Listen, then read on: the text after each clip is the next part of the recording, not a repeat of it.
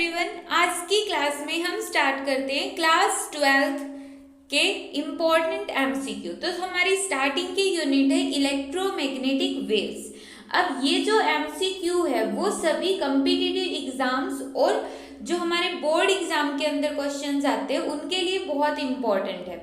अब इस वीडियो को स्टार्ट करने से पहले इंश्योर कि आपने जो इसकी थ्योरी है इलेक्ट्रोमैग्नेटिक वेव की, उस थ्योरी को अच्छे से समझ लिया है, क्योंकि उसी के बाद एमसीक्यू करने का कोई बेनिफिट होगा। अब एमसीक्यू के अंदर स्पेशली ये देखना है कि आपके कितने मार्क्स बनते, मीन्स आपने कितनी अच्छी तरीके से इस यूनिट को प्रिपेयर किया है। तो स्टार्ट करते हैं हमारा फर्स्ट क्वेश्चन है who predicted that electric current produce magnetic field.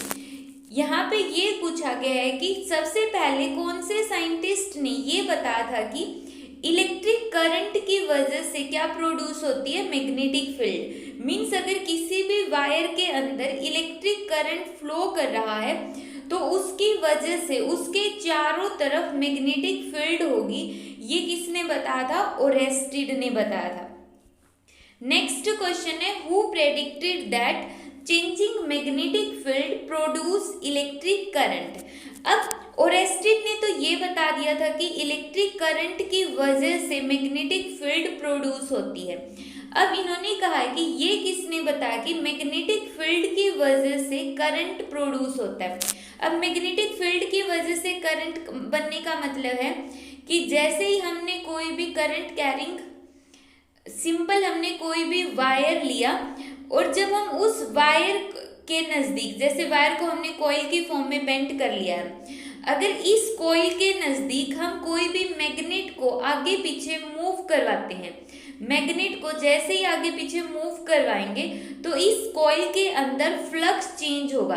अगर फ्लक्स चेंज होगा तो इसकी वजह से ईएमएफ बनेगी और ईएमएफ बनेगी तो इसका मतलब वहाँ पे करंट इंड्यूस होगा।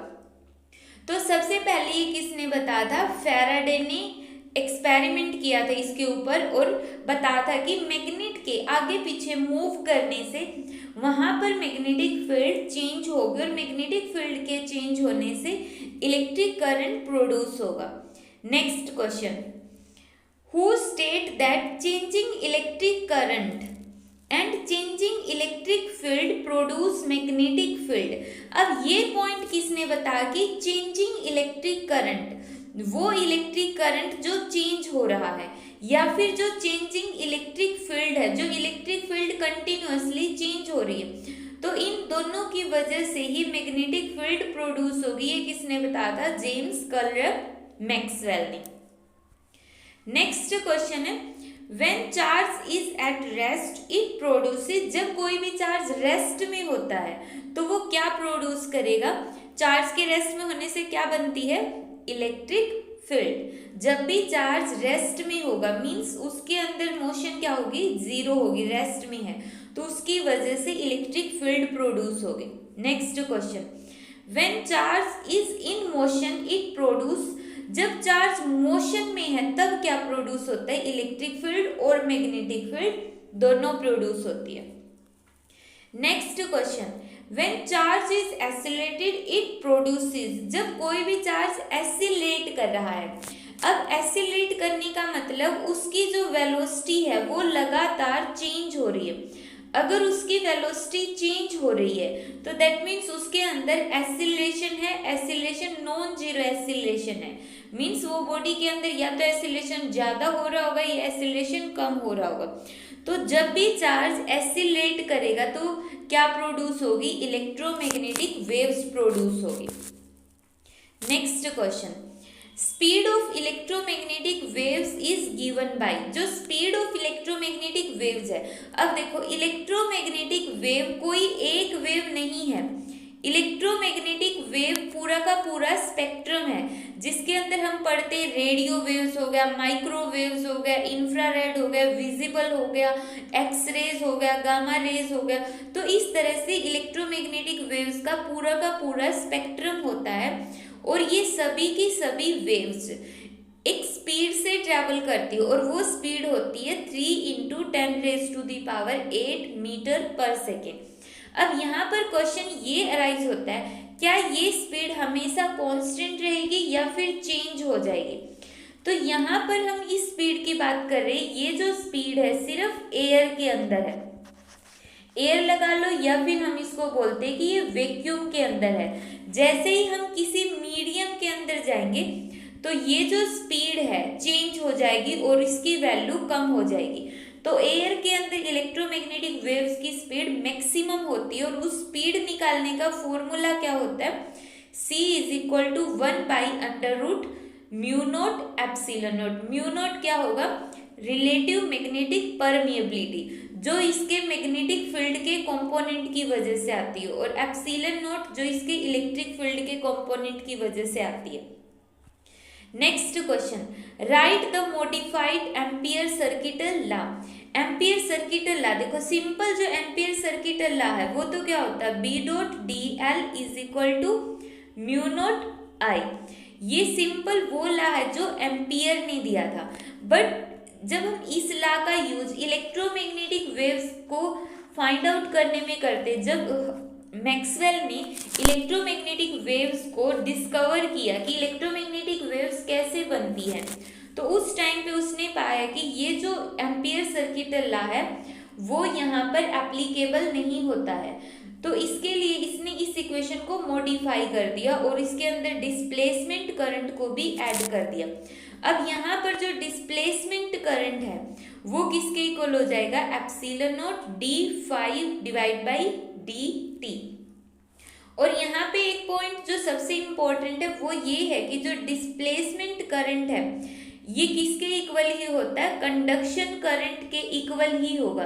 दोनों का जो मैग्नीट्यूड है वो क्या होगा? सेम होगा। नेक्स्ट क्वेश्चन है, displacement current goes through the gap between the plates of a capacitor when the charge of capacitor. Displacement current plates के बीच में कब अराइज होता है? जब उनके ऊपर चार्ज का क्या होगा? चार्ज डिक्रीजेस और चार्ज इंक्रीजेस। अब हमें ये पता है कि जो डिस्प्लेसमेंट करंट है वो तब आएगा जब इलेक्ट्रिक फील्ड चेंज होगी। अब इलेक्ट्रिक फील्ड के चेंज होने के लिए किसको चेंज होना पड़ेगा? चार्ज को। चार्ज इंक्रीज या फिर डिक्रीज होगा। इंक्रीज कब होगा? चार्जिंग के टाइम पे, और डिक्रीज कब होगा? डिस्चार्जिंग के टाइम पे। तो इसका आंसर आ जाएगा C और D बोथ। नेक्स्ट क्वेश्चन है, a plane electromagnetic wave propagating along x direction. एक जो इलेक्ट्रोमैग्नेटिक वेव है वो x डायरेक्शन में मूव कर रही है, then it have the following pair of electric field and magnetic field. तो इन चारों ऑप्शन में से इलेक्ट्रिक फील्ड और मैग्नेटिक फील्ड के कौन से पेयर्स पॉसिबल हैं? एक से ज़्यादा भी हो सकते हैं। अब देखो, इलेक्ट्रोमैग्नेटिक वेव्स मूव कर रही है एक्स एक्सिस के अंदर। अब हम इसकी थ्योरी में पढ़ चुके हैं कि जो EM वेव के अंदर इलेक्ट्रिक फील्ड होती है और जो मैग्नेटिक फील्ड होती है वो दोनों परपेंडिकुलर होंगी आपस में भी, और परपेंडिकुलर होगी डायरेक्शन ऑफ प्रोपेगेशन पे भी। अब वेव जो है वो एक्स एक्सिस में मूव कर रही है, तो मतलब ये जो इलेक्ट्रिक फील्ड और मैग्नेटिक फील्ड है इनमें एक्स का कंपोनेंट तो होगा नहीं, दोनों में ही एक्स का कंपोनेंट नहीं हो सकता, मींस ए और बी ऑप्शन कैंसल। अब दूसरा ऑप्शन है maybe electric field Y में हो और मैग्नेटिक फील्ड जेड में हो सकता है, सही है, या फिर इलेक्ट्रिक फील्ड जेड में हो और मैग्नेटिक फील्ड वाई में हो, तो इसका ऑप्शन आ जाएगा सी और डी, दोनों हो सकते हैं। Next question, source of electromagnetic wave can be A charge. जो इलेक्ट्रोमैग्नेटिक वेव्स हैं उनका सोर्स क्या हो सकता है? चार्ज होगा। अब वो चार्ज कैसा होना चाहिए? Moving with a constant velocity? नहीं हो सकता।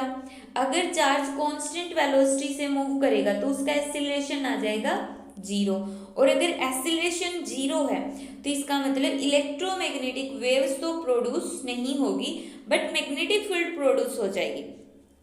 Next, moving in a circular orbit. अगर वो सर्कुलर ऑर्बिट में मूव कर रहा है तो एट रेस्ट में भी नहीं होगा। Fall in an electric field, अगर वो इलेक्ट्रिक फील्ड के अंदर फॉल होता है। अब देखो इसके बी और डी ऑप्शन आएंगे, कैसे आएंगे? Moving in a circular orbit. Circular orbit में मूव करने का मतलब क्या है कि हर बार वो अपनी डायरेक्शन चेंज कर रहा है। डायरेक्शन चेंज कर रहा है तो इसका मतलब उसकी वेलोसिटी चेंज हो रही है, और अगर वेलोसिटी चेंज हो रही है दैट मीन्स वहां पे क्या प्रोड्यूस हो रहा है? एक्सीलरेशन प्रोड्यूस हो रहा है। तो इसकी वजह से बी वाला तो ठीक हो गया क्योंकि यहाँ पे एक्सीलरेशन है। और जब वो इलेक्ट्रिक फील्ड के अंदर से फॉल करता है, जैसे ही वो इलेक्ट्रिक फील्ड में फॉल करेगा तो उसमें एक्सीलरेशन आ जाएगा। एक्सीलरेशन कितना आएगा उसमें? हम पढ़ चुके हैं QE/m, तो उसमें भी एक्सीलरेशन आ जाएगा जब वो इलेक्ट्रिक फील्ड के अंदर से फॉल करेगा। तो इसका आंसर आ जाएगा option B and D. Next question है, write the relation for a speed of electromagnetic waves in term of amplitude of electric field and magnetic field. अब इलेक्ट्रिक फील्ड और मैग्नेटिक फील्ड की term में speed of electromagnetic waves को हम कैसे show करते हैं? E/B से। अब ये जो फॉर्मूला है वो कहाँ से आया है? ये फॉर्मूला हम लोरेंट्ज फोर्स के अंदर पढ़ चुके हैं। लोरेंट्ज फोर्स क्या होता है? जब कहीं पर इलेक्ट्रिक फील्ड और मैग्नेटिक फील्ड दोनों ही प्रेजेंट होती है तो जो फोर्स होगा वो दोनों का सम हो जाएगा। जो इलेक्ट्रिक फील्ड की वजह से फोर्स लगता है QE और जो मैग्नेटिक फील्ड की वजह से फोर्स लगता है QVB। अब यहाँ पे E/B कैसे आया? E/B, अब स्पीड जब हम इलेक्ट्रोमैग्नेटिक वेव्स की लेंगे तो यहाँ पे V की बजाय हो गया C। अब इसके अंदर स्पेशल केस होता है लोरेंट्ज फोर्स में, कि स्पेशल केस क्या? मान लेते हैं कि एक टाइम पे इलेक्ट्रिक फील्ड और मैग्नेटिक फील्ड परपेंडिकुलर है। जब इलेक्ट्रिक फील्ड और मैग्नेटिक फील्ड आपस में परपेंडिकुलर होगी तो उन दोनों की वजह से जो फोर्स होगा, इलेक्ट्रिक फील्ड की वजह से QE और मैग्नेटिक फील्ड की वजह से QVB, वो दोनों ही फोर्स आपस में इक्वल हो जाएंगे। और दोनों फोर्स आपस में इक्वल हो गए तो यहाँ से हमारे पास क्या आ जाएगा? QE = QCB।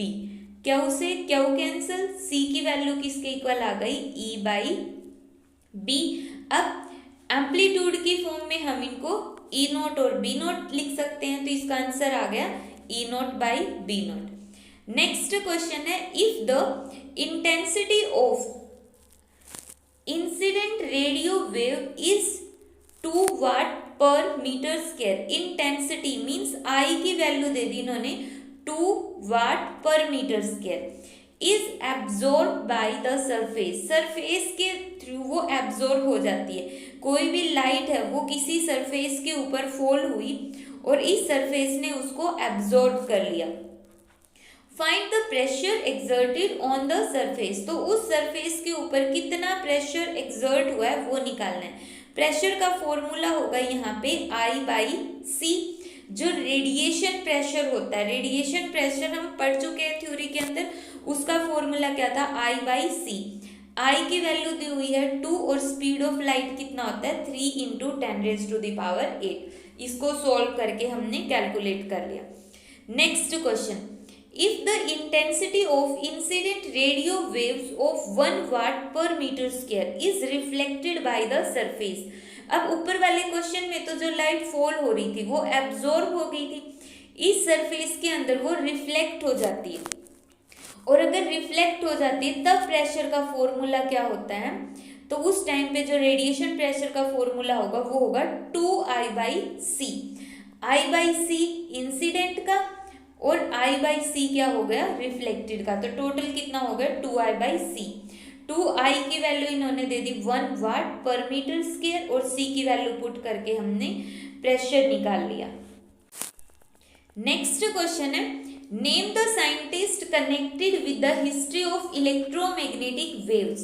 इलेक्ट्रोमैग्नेटिक वेव्स के साथ कौन से साइंटिस्ट का नाम आता है? सबसे पहले आता है मैक्सवेल, हर्ट्ज, बोस और मार्कोनी। मार्कोनी ने तो जो मैक्सवेल है, मैक्सवेल ने तो इसमें क्या किया था? इलेक्ट्रोमैग्नेटिक वेव्स की सबसे पहले जो एक्सप्लेनेशन दी थी, थ्योरेटिकल एक्सप्लेनेशन, और हर्ट्ज ने इसके ऊपर एक्सपेरिमेंट किया था इन 88 के अंदर। बोस जो जगदीश चंद्र बोस है, जो हमारे इंडियन साइंटिस्ट है, इसने एक्सपेरिमेंट किया था और यहाँ पे निकाल दी थी, कितनी आई थी इलेक्ट्रोमैग्नेटिक वेव्स की wavelength, 5 mm to 25 mm। Means यहाँ पर जो बोस का एक्सपेरिमेंट था वो सिर्फ लैब तक ही कन्फाइंड था। उसके बाद मार्कोनी ने इस चीज के अंदर रिवॉल्यूशन ले आए थे। तो इन्होंने क्या किया था, वायरलेस कम्युनिकेशन स्टार्ट कर दिया था इलेक्ट्रोमैग्नेटिक वेव्स की हेल्प से। नेक्स्ट है write the formula of Lorentz force. Lorentz force का फॉर्मूला क्या होता है, q E plus v cross B. Means electric field की वजह से और मैग्नेटिक फील्ड की वजह से दोनों का फोर्स क्या हो जाएगा, टोटल। नेक्स्ट है electromagnetic waves was demonstrated experimentally by the which scientist and when. सबसे पहले एक्सपेरिमेंट किसने किया था। अगर हम थ्योरेटिकली देखें तो थ्योरेटिकली तो किसने डिस्कवर की थी जो इलेक्ट्रोमैग्नेटिक वेव्स है, वो जेम्स क्लर्क मैक्सवेल ने। लेकिन एक्सपेरिमेंटली किसने किया था, हर्ट्ज ने इन 1888 के अंदर। Next the wavelength of electromagnetic waves produced by the hertz. Hertz ने कितनी वेवलेंथ प्रोड्यूस की थी लैब में, 6 मीटर। कई बार यहाँ से फ्रीक्वेंसी भी पूछ लिया जाता है। फ्रीक्वेंसी का फॉर्मूला क्या होगा, c/λ। c की वैल्यू हमें पता है कितनी होती है, 3 × 10⁸ और वेवलेंथ कितनी यहाँ पे 6। तो हमारा आंसर कितना आ गया, 5 × 10⁷ हर्ट्ज।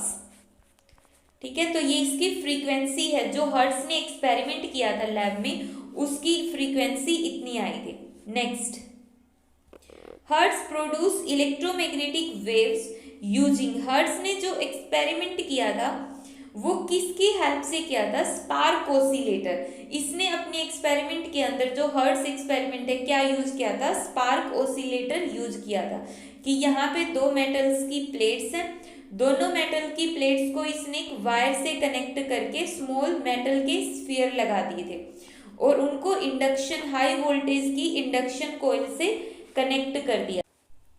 ठीक है, तो इसने यहाँ पे ये क्या यूज किया, स्पार्क ऑसिलेटर। नेक्स्ट क्वेश्चन है, who is the first Indian to produce the electromagnetic waves. कौन सा फर्स्ट इंडियन था, जगदीश चंद्र बोस। इन 1895 के अंदर इसने एक्सपेरिमेंट किया था और कितनी वेवलेंथ इसने प्रोड्यूस की थी, 5 mm टू 25 mm।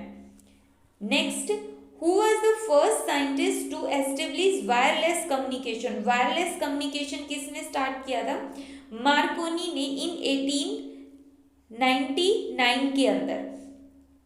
तो मार्कोनी ने क्या सिस्टम किया था, इसने जो यहाँ पर स्पार्क ऑसिलेटर लिया, इसको एक को तो यहाँ पे एंटीना से कनेक्ट कर दिया, एंटीना से कनेक्ट किया, और दूसरे को इसने क्या कर दिया, ग्राउंड कर दिया, अर्थ कर दिया।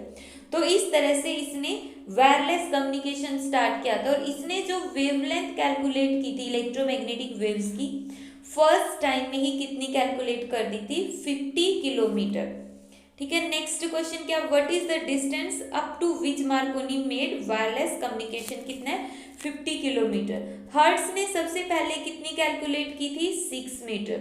उसके बाद बोस ने कितनी कैलकुलेट की थी, 5 mm टू 25 mm। और उसके बाद मार्कोनी ने कितने जो वेवलेंथ बना दी थी यहाँ पे, 50 किलोमीटर। नेक्स्ट क्वेश्चन है, what is the arrangement made by the Marconi to produce wireless communication.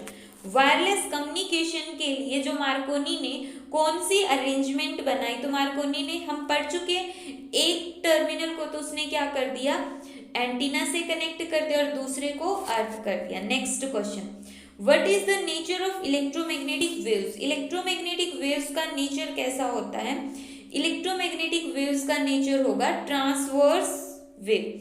अब लॉन्गिट्यूडनल वेव क्या होती है, लॉन्गिट्यूडनल वेव जो इस तरह से मूव करती है और ट्रांसवर्स वेव जो इस तरह से मूव करेगी। तो जो इलेक्ट्रोमैग्नेटिक वेव्स है उनका नेचर कैसा होता है, ट्रांसवर्स वेव्स होती हैं। इनके बारे में हम डिटेल में +1 क्लास में भी पढ़ चुके हैं 10th यूनिट के अंदर, वेव एंड ऑसिलेशन में, कि लॉन्गिट्यूडनल और ट्रांसवर्स वेव्स क्या होती हैं।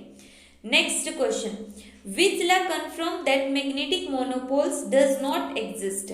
कौन सा लॉ हमें ये बताता है कि मैग्नेट के जो मोनोपोल्स है वो एग्जिस्ट नहीं करते हैं। मींस एक मैग्नेट को चाहे हम कितने भी स्मॉल पीसेस के अंदर क्यों ना डिवाइड कर ले, तो उसके अंदर चाहे कितने भी छोटे छोटे पीसेस क्यों ना करे, हर एक के अंदर क्या होंगे, दो पोल्स होंगे, नॉर्थ और साउथ। चाहे हम उसके कितने भी छोटे छोटे पार्ट्स क्यों ना कर दे, तो उसमें नॉर्थ और साउथ दोनों पोल होते हैं। मोनोपोल, एक पोल एग्जिस्ट नहीं करता है।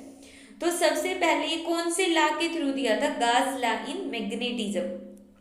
उसके अकॉर्डिंग क्या होता है, क्लोज्ड इंटीग्रेशन किसके ऊपर, B dot D S. D S एक सरफेस एरिया है, मीन्स एक ऐसा सरफेस जिसका एरिया क्या है, डी एस। ठीक है, तो बी डॉट डी एस के ऊपर जब हम क्लोज्ड इंटीग्रेशन करते हैं उसकी वैल्यू क्या आ जाएगी, 0। यही है गास law in magnetism. What is the speed of electromagnetic waves in a dielectric of dielectric constant 81। जो स्पीड होती है इलेक्ट्रोमैग्नेटिक वेव्स की, अगर हम एयर या वैक्यूम की बात करते हैं तो कितनी होती है, 3 × 10⁸ मीटर पर सेकेंड, और इसको हम रिप्रेजेंट करते हैं सी से। और अगर हम किसी मीडियम में देखें तो जो स्पीड है वो सी डैश होगी और इसकी वैल्यू कम होगी सी से। तो सी डैश किसके इक्वल होता है, सी डिवाइड बाई √k। यहाँ पर k क्या होगा, k होगा कोई भी डाई इलेक्ट्रिक कॉन्स्टेंट। जैसे हमारे केस में यहाँ पे डाई इलेक्ट्रिक कॉन्स्टेंट की वैल्यू दी है 81, तो यहाँ पे c डिवाइड बाई 81। अब c की वैल्यू हमें पता है 3 × 10⁸ और √81 किसके इक्वल होगा, 9। Which point is wrong about electromagnetic waves। Electromagnetic waves के बारे में कौन सा पॉइंट रोंग है। सबसे पहला point, electromagnetic waves are produced by oscillating charge. एक ऑसिलेटिंग चार्ज के थ्रू चार्ज ऑसिलेट कर रहा है, किस किस के बीच में, एल और सी के बीच में। जो एलसी ऑसिलेशन हम पढ़ चुके हैं उसके अंदर जो चार्ज ऑसिलेट कर रहा है तो उसकी वजह से इलेक्ट्रोमैग्नेटिक वेव्स बनती है, सही है। Next, in electromagnetic wave oscillation of electric field and magnetic field are in same phase. ये भी सही है कि वो सेम फेज में होती है। अगर एक इस तरह से यहाँ से जा रही है तो दूसरी इसके ऊपर क्या होगी, परपेंडिकुलर होगी, परपेंडिकुलरली वो मूव करेगी। मीन्स इस तरह से वो इसके ऊपर परपेंडिकुलर होगी, इस तरह से। अब यहाँ से ही दोनों वेव्स स्टार्ट हो रही है, ये वाली वेव भी यहीं से स्टार्ट हो रही है और यहाँ पे जो नीचे वाली वेव है ये भी यहीं से स्टार्ट हो रही है। तो यहाँ पर हम क्या बोलेंगे, इन दोनों का फेज भी क्या होता है, सेम होता है। सी है the cross product of electric field and magnetic field always tells the direction in which wave travel. अब इस पॉइंट को समझने के लिए हमें क्रॉस प्रोडक्ट का रूल पता होना चाहिए। क्रॉस प्रोडक्ट के अंदर क्या होता है, दो वेक्टर्स की जो क्रॉस प्रोडक्ट होती है उसको सोल्व करने के बाद जो हमारे पास एक थर्ड वेक्टर आता है, मान लेते हैं कि वो थर्ड वेक्टर एक्स वेक्टर है, ठीक है। जो थर्ड वेक्टर आ गया, इस थर्ड वेक्टर की जो डायरेक्शन होगी वो क्या होगी, इन दोनों वेक्टर्स के प्लेन पर परपेंडिकुलर होगी। अब इसको हम सिंपल लैंग्वेज में समझ लेते हैं। मान लेते हैं कि एक इलेक्ट्रिक फील्ड है हमारे पास एक्स एक्सिस के अंदर है और जो मैग्नेटिक फील्ड है वो है वाई एक्सिस के अंदर, ठीक है। तो यहाँ पर जो वेव ट्रेवल करेगी वो होगी जेड एक्सिस के अंदर, क्योंकि जो इलेक्ट्रिक फील्ड और मैग्नेटिक फील्ड है वो एक्स वाई प्लेन में है, तो इसके परपेंडिकुलर क्या है, जेड एक्सिस जो बाहर की तरफ है, ठीक है। तो यहाँ पे ये वाला कंपोनेंट भी क्या हो जाएगा, हमारा सही हो जाएगा, ये वाला ऑप्शन भी। अब डी ऑप्शन देखते हैं। डी ऑप्शन में क्या दे दिया इन्होंने, electromagnetic wave require material medium for their propagation. Means क्या इलेक्ट्रोमैग्नेटिक वेव्स को किसी मीडियम की रिक्वायरमेंट होती है, क्या वो वैक्यूम के अंदर से नहीं आ सकती। अगर नहीं आ सकती फिर तो सन से हमारी अर्थ पर लाइट पहुंचती ही नहीं। तो अगर सन से अर्थ पर लाइट पहुंच रही है तो वो वैक्यूम और एयर हर एक के अंदर से पहुंच रही है। तो मीन्स इलेक्ट्रोमैग्नेटिक वेव्स को ट्रैवल करने के लिए किसी मीडियम की जरूरत नहीं होती है। वो मीडियम में भी ट्रैवल कर सकती है बट मीडियम होना कंपल्सरी नहीं है। नेक्स्ट क्वेश्चन है, what is the average electric energy density and average magnetic energy density.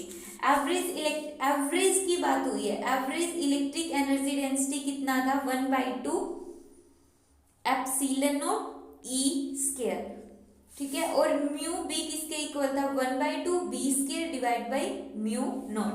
ये हम थ्योरी के अंदर पढ़ चुके हैं। Next question, the electric vector is responsible for optical effect of an electromagnetic waves. Means electromagnetic waves के जितने भी फिनोमिना हम ऑप्टिक्स के अंदर पढ़ते हैं, तो ऑप्टिक्स के अंदर हम इलेक्ट्रोमैग्नेटिक वेव्स का इलेक्ट्रिक फील्ड और मैग्नेटिक फील्ड में से सिर्फ इलेक्ट्रिक फील्ड ही लेते हैं, मैग्नेटिक फील्ड को हम नहीं लेते हैं। तो यहाँ पे कौन इलेक्ट्रिक वेक्टर को फिर हम कौन सा वेक्टर बोलते हैं, लाइट वेक्टर बोलते हैं। क्यों, क्योंकि जो ऑप्टिक्स है वो पूरी की पूरी लाइट पर बेस्ड है, इसलिए हमने इसको क्या बोल दिया, लाइट वेक्टर। क्वेश्चन ये भी पूछा जा सकता है कि जो इलेक्ट्रोमैग्नेटिक वेव्स होती है वो ऑप्टिकल इफेक्ट शो करती है, तो उसके अंदर लाइट वेक्टर कौन सा कंपोनेंट होता है, इलेक्ट्रिक फील्ड या मैग्नेटिक फील्ड। तो आंसर क्या आ जाएगा, इलेक्ट्रिक वेक्टर। नेक्स्ट क्वेश्चन है, how the electromagnetic waves deflected when pass through electric field and magnetic field. जब हम इलेक्ट्रोमैग्नेटिक वेव्स को डिफ्लेक्ट करते हैं, डिफ्लेक्ट हो सकती है क्या, जब अगर वो इलेक्ट्रिक फील्ड और मैग्नेटिक फील्ड के अंदर से पास हो। ठीक है, क्वेश्चन समझ में आ गया। इन्होंने कहा कि क्या इलेक्ट्रोमैग्नेटिक वेव्स इलेक्ट्रिक फील्ड और मैग्नेटिक फील्ड के अंदर से अगर पास होगी तो क्या वो डिफ्लेक्ट होगी तो किस तरह से डिफ्लेक्ट होगी। तो सबसे पहला ऑप्शन है वो पैराबोला में जाएगी, सेकंड है सर्कल में जाएगी, कांट से कुछ नहीं कह सकते, मीन्स कांट से का मतलब डाटा इनसुफिशिएंट है, या फिर नॉट डिफ्लेक्टेड। तो जो इलेक्ट्रोमैग्नेटिक वेव्स होती है वो न्यूट्रल होती है, वो डिफ्लेक्ट नहीं होगी। इलेक्ट्रिक फील्ड और मैग्नेटिक फील्ड के अंदर इलेक्ट्रोमैग्नेटिक वेव्स डिफ्लेक्ट नहीं होगी, क्योंकि उनके ऊपर चार्ज कितना है, 0। Next, what is formula of intensity of electromagnetic waves. Electromagnetic waves की इंटेंसिटी का फॉर्मूला क्या है, जैसे हम ये वाला पर्टिकुलर एरिया लेते हैं, अब इस एरिया के अंदर से कितनी एनर्जी पास होगी, इस एक पर्टिकुलर एरिया ले लिया हमने, तो इस एरिया के अंदर से कितनी एनर्जी पास होगी और कितने टाइम में पास होगी, तो इसका मतलब वो उसकी क्या हो जाएगी, इंटेंसिटी। तो इंटेंसिटी का फॉर्मूला हो गया energy per unit area per unit time.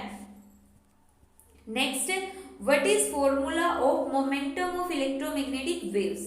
अब एनर्जी का फॉर्मूला जो सबसे फेमस है आइंस्टीन ने दिया था, क्या था, E = mc²। mc², इसको हम mc.c भी लिख सकते हैं। मास इंटू वेलोसिटी क्या होती है, मोमेंटम। तो यहाँ से मोमेंटम का फॉर्मूला क्या हो गया, energy divide by C. Energy को हम U से भी रिप्रेजेंट कर सकते हैं, तो मोमेंटम का फॉर्मूला क्या आ गया, U/c। Next, what is formula of radiation pressure. Radiation pressure का फॉर्मूला क्या होता है, देखो जो प्रेशर है उसका फॉर्मूला क्या होगा, फोर्स डिवाइड बाई एरिया। अब न्यूटन का या इस सेकंड लॉ है, न्यूटन के सेकंड लॉ के अकॉर्डिंग क्या होता है, force = time rate of change of momentum, means momentum divide by time.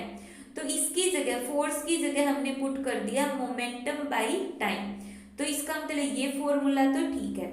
अब ऊपर हमने पढ़ा P की जगह क्या लिख सकते हैं, U/c। तो ये वाला दूसरा फॉर्मूला इसकी हेल्प से डिराइव हो गया। अब हमने इससे पीछे पढ़ा था कि energy per unit area per unit time किसके इक्वल होता है, इंटेंसिटी के इक्वल। तो I और C को एज इट इज रख लो, तो इसका मतलब इस फॉर्मूले से ये बन गया। तो यहाँ पर तीनों ही फॉर्मूले क्या हैं, करेक्ट है।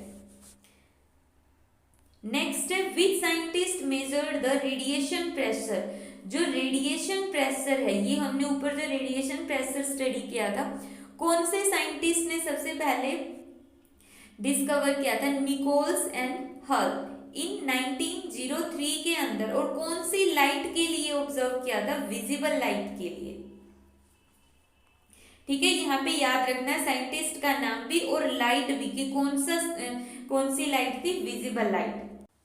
नेक्स्ट क्वेश्चन आता है, why electromagnetic waves exert radiation pressure. जो इलेक्ट्रोमैग्नेटिक वेव्स है वो रेडिएशन प्रेशर एक्सर्ट क्यों करती है? वाई क्यों करती है? क्योंकि electromagnetic waves has linear momentum, उनके अंदर लीनियर मोमेंटम भी होता है, एज वेल एज एनर्जी, और उनके अंदर एनर्जी भी होती है।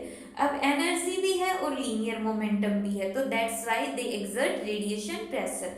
अब जिसमें एनर्जी भी होगी और मोमेंटम भी होगा, ठीक है, मोमेंटम मीन्स जिसमें मोशन भी होगी।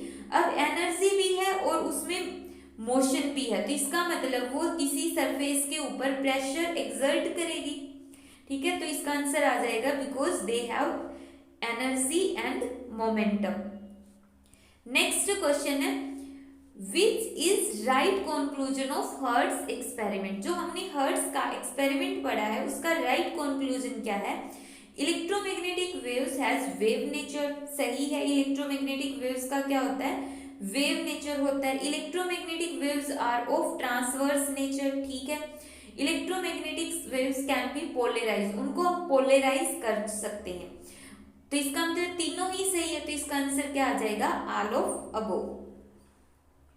नेक्स्ट क्वेश्चन जो बहुत इंपॉर्टेंट है, what is frequency of visible light. Visible light means जो लाइट हम ऑब्जर्व कर सकते हैं। विजिबल लाइट के अंदर कौन से कलर होते हैं? विबग्योर वाले सातों के सातों कलर्स होते हैं। तो विजिबल लाइट की फ्रीक्वेंसी कितनी होती है? 4 × 10⁻14 हर्ट्ज टू 8 × 10⁻14 हर्ट्ज। इसकी वेवलेंथ भी पूछी जाती है कि वेवलेंथ कितनी होती है? 8000 एंगस्ट्रॉम टू 4000 एंगस्ट्रॉम। तो दोनों ही याद रखनी है, फ्रीक्वेंसी भी और वेवलेंथ भी। Out of these what are use of microwave. Microwave का यूज क्या होता है? माइक्रोवेव को हम राडार सिस्टम में यूज कर सकते हैं, राडार सिस्टम के अंदर रेडियो वेव्स का भी यूज होता है, लेकिन हमें यहाँ पे माइक्रोवेव पूछा, माइक्रोवेव का भी यूज हम कर सकते हैं। To detect the speed of tennis ball and cricket ball. Tennis ball और क्रिकेट बॉल की स्पीड को डिटेक्ट करने के लिए भी और कुकिंग पर्पस के लिए भी यूज कर सकते हैं। तो माइक्रोवेव्स का यूज हम सभी में कर सकते हैं। Next, infrared waves were discovered by the which scientist. जो आईआर रेडिएशन होती है, सबसे पहले कौन से साइंटिस्ट ने बताया था कि सन के अंदर से आईआर रेडिएशंस भी आती है? तो कौन से साइंटिस्ट ने बताया था? हर्सेल ने बताया था। ये जो हर्सेल साइंटिस्ट ने, इसी ने बताया था कि सनलाइट में इंफ्रारेड रेज भी होती है। Next question, right the value of magnetic field is. Magnetic field की वैल्यू दे दी है। अब देखो, जो मैग्नेटिक फील्ड की इक्वेशन होती है वो किसके इक्वल होती है? B = B0 sine of kx - omega t। अब इन्होंने पूछा है कि what is the maximum value of electric field. Electric field की मैक्सिमम वैल्यू क्या होगी? अब हमें ये फॉर्मूला पता है, C किसके इक्वल होता है? E0/B0। E0 किसके इक्वल हो जाएगा? C B0 के। अब इक्वेशन को कंपेयर करो, B0 की वैल्यू यहाँ पे कितनी है? 300 micro Tesla.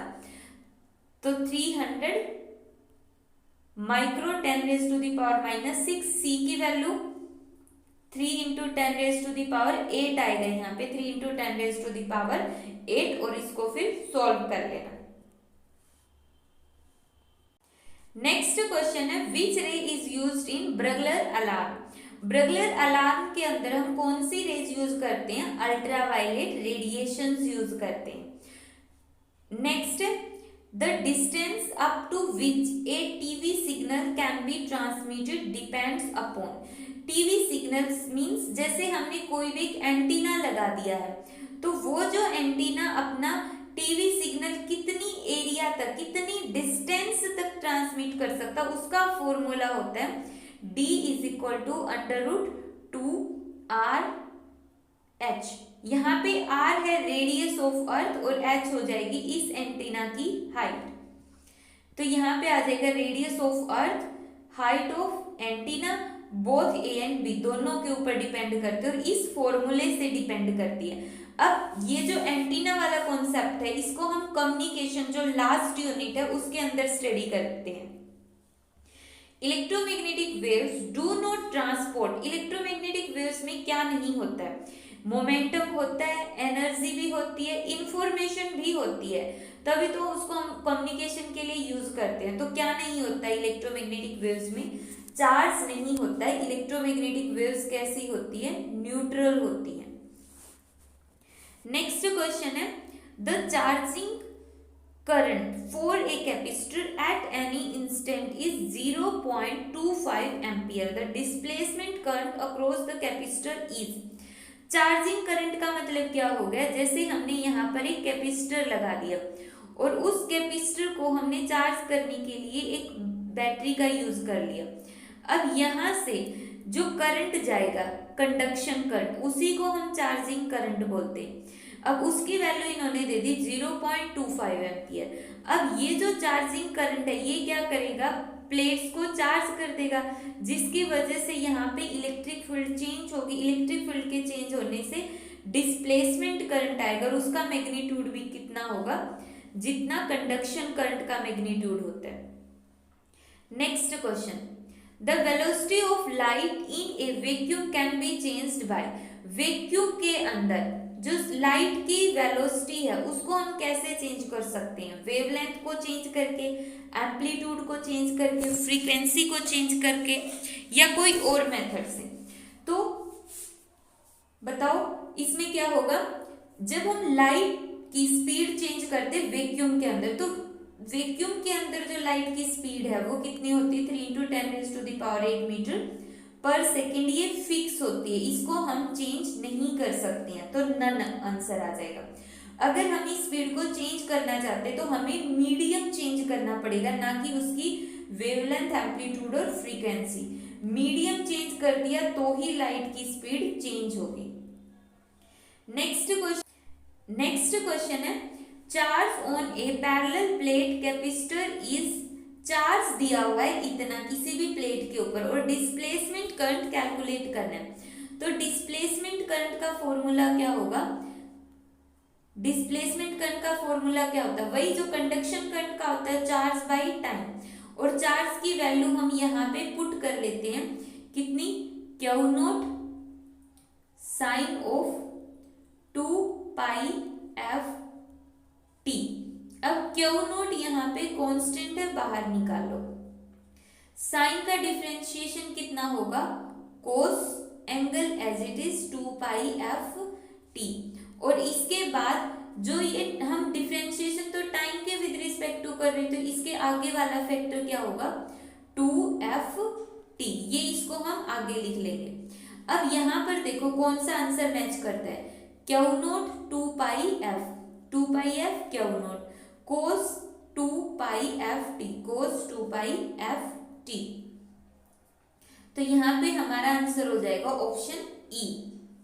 Next, the displacement current ID is given by, displacement current का फॉर्मूला क्या होता है, ID is equal to ε0 d phi e divide by dt। तो ये हो गया हमारा डिस्प्लेसमेंट करंट। नेक्स्ट क्वेश्चन है, मैच द फॉलोइंग, फॉलोइंग को मैच करना। अब इनमें से एक एक क्वेश्चन ऐसे भी आ सकता है कि सैटेलाइट कम्युनिकेशन के अंदर इनमें से कौन सी वेव्स रे यूज होती है, तो यहाँ पे मैच की फॉर्म में भी आ सकता है और डायरेक्ट 1 मार्क्स में ऑप्शन के साथ भी पूछ सकते हैं या विदाउट ऑप्शन भी। तो देखो सैटेलाइट कम्युनिकेशन के अंदर हम कौन सा यूज कर सकते हैं, सैटेलाइट कम्युनिकेशन के अंदर हम यूज कर सकते हैं माइक्रोवेव। सैटेलाइट कम्युनिकेशन में यूज हो जाएगी microwaves. Next, study crystal structure, crystal की जो स्ट्रक्चर होती क्रिस्टल की उसको स्टडी करने के लिए हम एक्सरे का यूज करते हैं। तो कोई भी क्रिस्टल अगर उसकी स्टडी करनी है, स्ट्रक्चर की स्टडी करनी है, तो कौन सी रेज यूज करेंगे हम, एक्सरे यूज करेंगे। सी है प्रोड्यूस इंटेंस हीटिंग इफेक्ट, सबसे ज्यादा इंटेंस हीटिंग इफेक्ट के लिए हम कौन सी रे यूज करते हैं, इंफ्रारेड रेज, जो सनलाइट में भी होती है, और इसीलिए बोलते हैं कि जो इंफ्रारेड रेज है वो हमारी स्किन के लिए हार्मफुल होती है, क्योंकि वो बर्न कर देती है स्किन को। Next, to preserve food stuff, जो हमारा फूड होता है उसको प्रिजर्व करने के लिए हम कौन सी वेव्स का यूज करते हैं? तो फूड स्टफ के लिए हम गामा रेज और यूवी रेज दोनों का ही यूज कर सकते हैं। फूड स्टफ को प्रिजर्व करने के लिए, फूड को प्रिजर्व करने के लिए हम कौन कौन सी वेव्स का यूज करेंगे? 2 and 3, यूवी रेज और गामा रेज का। फिफ्थ है the two producing dehydrated fruits, fruits को डिहाइड्रेट करने के लिए, उनके अंदर से वाटर को रिमूव करने के लिए हम कौन सी वेव्स का यूज करेंगे? इंफ्रारेड वेव्स का यूज करेंगे। To produce nuclear reaction, nuclear reaction produce करने के लिए हम क्या करते हैं? गामा रेज का यूज करते हैं। ठीक है, तो ये था बहुत ही इंपॉर्टेंट क्वेश्चन था, ये सारे पॉइंट्स को अच्छे से स्टडी कर लेना। नेक्स्ट क्वेश्चन है UV rays are discovered by, UV rays को किसने डिस्कवर किया था? रीडर नाम के एक साइंटिस्ट ने 1801 के अंदर। नेक्स्ट क्वेश्चन है we can't see through the fog, why? जब फॉग होता है, अब विंटर के अंदर तो फॉग बहुत ज्यादा है यहाँ पे, तो हम फॉग के अंदर से क्यों नहीं देख सकते? तो जैसे यहाँ पर मान लेते ये जो फॉग का मतलब क्या होता है? वाटर के ड्रॉपलेट्स। तो जैसे ही लाइट आई, इस फॉग ने उस लाइट को स्कैटर कर दिया डिफरेंट डिफरेंट डायरेक्शंस में, और मान लो यहाँ पर कोई पर्सन खड़ा है, अब इसके सामने, इस पर्सन के आगे तो यहाँ पर फॉग हो गई, और जो ये फॉग है ये लाइट को स्कैटर कर रही है डिफरेंट डिफरेंट डायरेक्शंस में। इस वजह से हम इस पर्सन को यहाँ पर खड़े हुए नहीं देख सकते। तो इसका आंसर क्या आ जाएगा? One can't see through the fog because light is scattered in every direction by the droplets of fog, क्योंकि लाइट एवरी डायरेक्शन में स्कैटर हो जाती है। नेक्स्ट क्वेश्चन है find the energy stored in a 90 centimetre length of a laser beam. Length की value दे दी इन्होंने 90 centimetre, operating at 10 milliwatt. Power की वैल्यू कितनी दे दी इन्होंने? 10 मिलीवाट दे दी। तो एनर्जी का फॉर्मूला क्या होता है? Power into time. पावर की वैल्यू दे दी है। टाइम देखो, टाइम इन्होंने डायरेक्टली नहीं दिया। टाइम का फॉर्मूला क्या होता है? Time is equal to distance by speed. अब डिस्टेंस की वैल्यू हमारे पास है 90 centimetre. Speed of light CGS unit में वैसे तो 3 × 10⁸ होता है, बट यहाँ पर जो हम सेंटीमीटर में देख रहे हैं तो इसको 100 से और मल्टीप्लाई कर दो, 3 × 10⁻10। तो इस तरह से एनर्जी स्टोर्ड आ गई इतनी। नेक्स्ट क्वेश्चन है which waves are not deflected by the human eye. Human eye के द्वारा कौन सी वेव्स है वो डिटेक्ट नहीं होती है।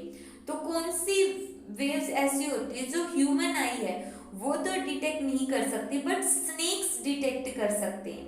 तो कौन सी रेज होती है? आईआर रेज, हीट रेज भी इनको हम बोलते हैं। तो जो इंफ्रारेड रेज होती है ह्यूमन आई इनको डिटेक्ट नहीं कर सकती, बट स्नेक्स कर सकते हैं। और इन्हीं वेव्स का यूज हम फोटोग्राफी के लिए करते हैं ड्यूरिंग फॉग और स्मोक के टाइम पे। जब बहुत ज्यादा धुंध होती है या फिर स्मोक होता है तो उस टाइम पे अगर हमें फोटोग्राफ्स लेना है तो उसके लिए हम आईआर रेडिएशन का यूज करते हैं। नेक्स्ट क्वेश्चन है to measure the body temperature of human which is the best place. अगर हम किसी भी ह्यूमन बॉडी का टेम्परेचर मेजर करना चाहते हैं तो सबसे बेस्ट प्लेस क्या होता है? हमारा ईयर। क्यों? Because it is close to hypothalamus gland, क्योंकि ये जो हाइपोथैलेमस के बहुत ज्यादा नजदीक होता है। The area at the bottom of brain, जो हमारे ब्रेन के अंदर हाइपोथैलेमस होता है तो उसके बॉटम के जो एरिया है उसी के पास क्या होता है? हमारा ईयर होता है। और जो हाइपोथैलेमस है वही क्या करता है? बॉडी के टेम्परेचर को कंट्रोल करता है। तो ईयर है वो हाइपोथैलेमस के बहुत ज्यादा क्लोज होता है, इस वजह से ईयर है वो सबसे बेस्ट प्लेस होता है टेम्परेचर को मेजर करने के लिए। नेक्स्ट है which part of electromagnetic spectrum is absorb from the sunlight by the ozone layer.